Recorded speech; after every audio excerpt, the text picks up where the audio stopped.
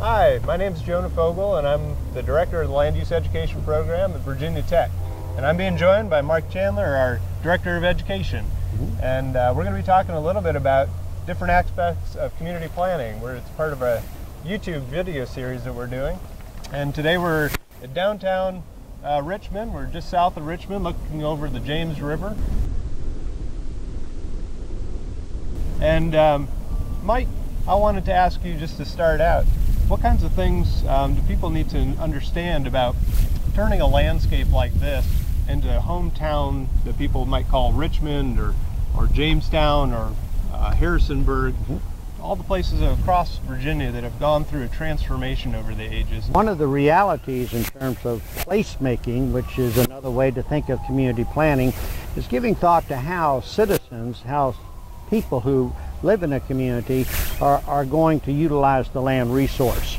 And the land resource is central to life and livability in the community, because we rely on land as a place in which to grow our food, to sustain our bodies, but we also utilize the resources that the land provides us to create habitat in terms of our homes, businesses.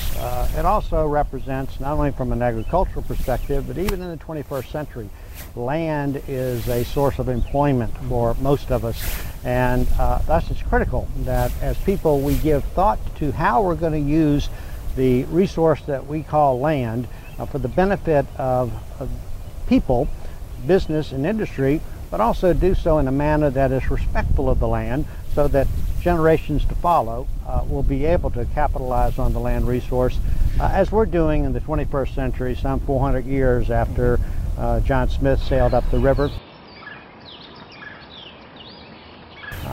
People 400 years ago utilized rivers such as the James River, as that was the highway of that era. And settlement that occurred along that highway was close to the river. And what we see as we look down is evidence of obviously the river, but also some improvements along the river, which have been converted from manufacturing use of a half century ago to now what we might call urban living.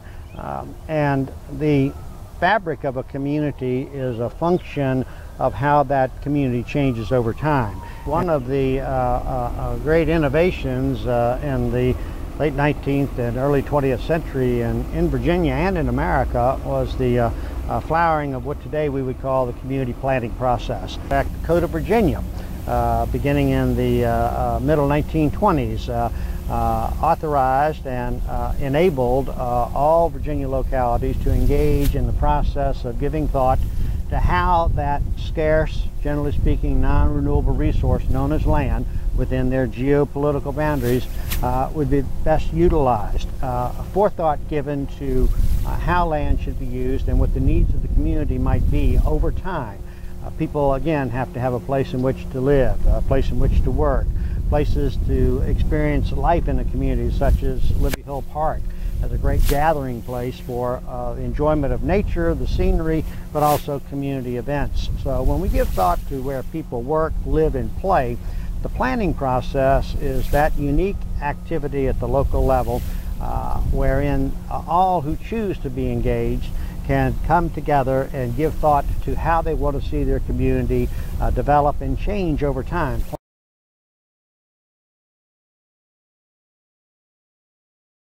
Thank you, Mike, for helping us understand a little bit about community planning. You're welcome. If you all would like to know a little bit more about either viewing this video online or other videos that we've produced, you're welcome to go to planvirginia.com. Oh, and at that website you can also register for upcoming educational events and read materials there to help you understand a little bit more about planning for your community. Thanks again. I'm Jonah, and this has been Mike Chandler for Virginia's Land Use Education Program. Take care. Thanks, Mike. Good.